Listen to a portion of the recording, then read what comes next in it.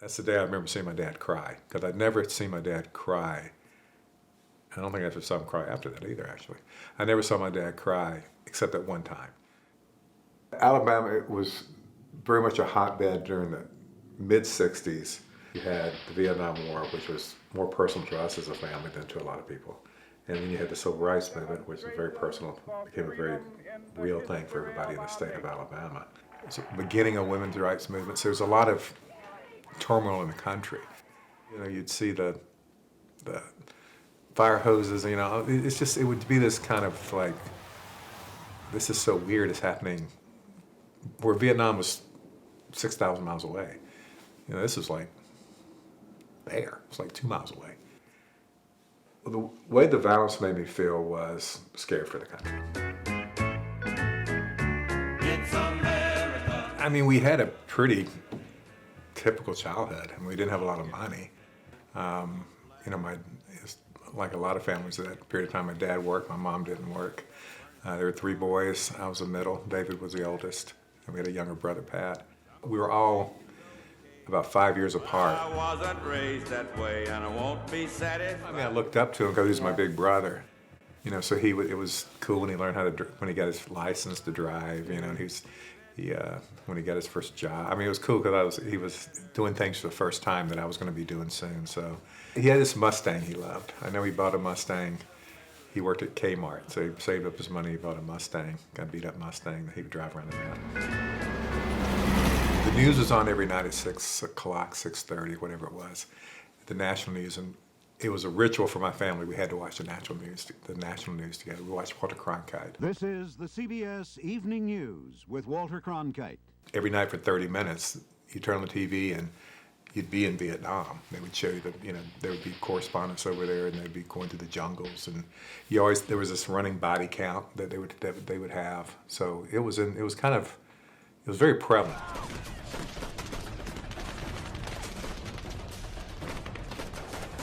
Well, it was scary because I knew we didn't have money to get out of it. Yeah. That, you know, it was one of those things too that, unfortunately, if you had money connections, you didn't have to worry about it, and we didn't have either.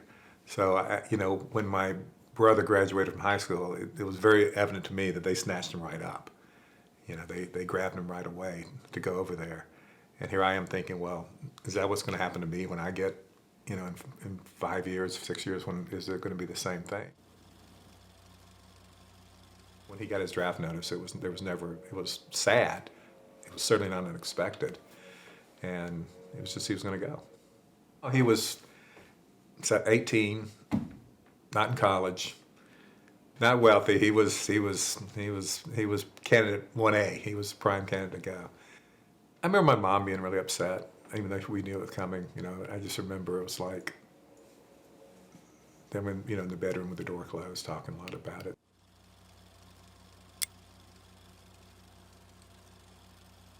That day, I do remember. He was in his uniform. We drove out there, and I think he even said it that's the day I remember seeing my dad cry, because I'd never seen my dad cry. I don't think I ever saw him cry after that either, actually. I never saw my dad cry except at one time, and when David's plane took off. It's the only time I'd seen him cry in my entire life. You know, they booed us on the plane getting on in Los Angeles.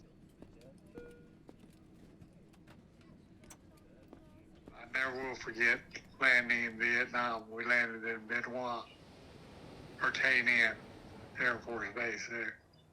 And the pilot came on the intercom and said, "Get the hell off the plane." They put us all on trucks and took us to different spots. And I remember guarding the motor pool that night. There were cars, there were Jeeps and trucks as far as I could see. And I remember writing home and saying, "I'm dead tonight because I'm guarding the motor pool. I don't even have a rifle." I was 18.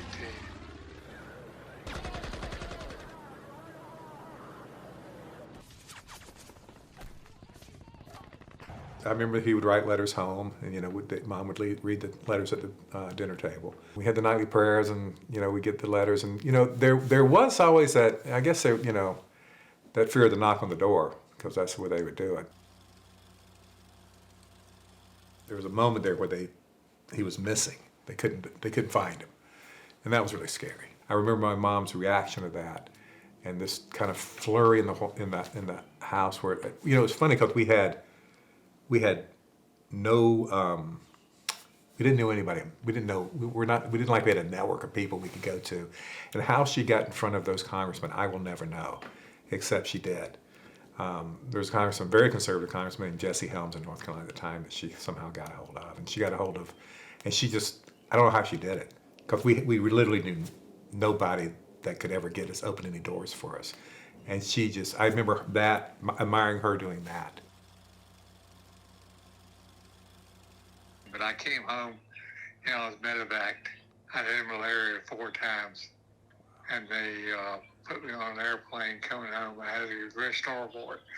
The guy above me in the bed, there was beds down the middle, or racks, that were like, they put cots on. The guy was on a cot. I was on a cot on the bottom. The guy above me had dozens of tubes running out. He was in bad shape.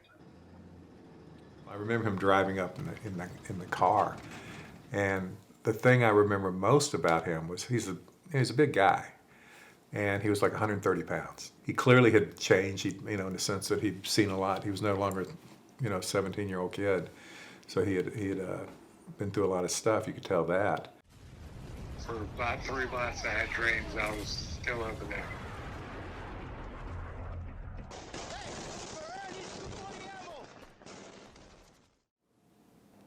We just tried to kind of get back to a normal routine as quickly as possible. There wasn't a lot of drama or a lot of, he clearly bottled a lot of stuff up, but I think a lot of folks do that when they go through this kind of, and like I said, I knew not to bug him about it. I didn't think he'd want to talk about it, and I didn't, so I just didn't ask a lot of questions. I told my parents thinking back, that was real, and that really did take a lot out of them. It probably took a lot more out of them than I realized. And given the fact my dad had been in war, I think he had a different perspective on it than others. They'd been through 2 years of worrying about him every night. So I think they just kind of wanted to get back to normality as soon as possible. I think they were just worn out.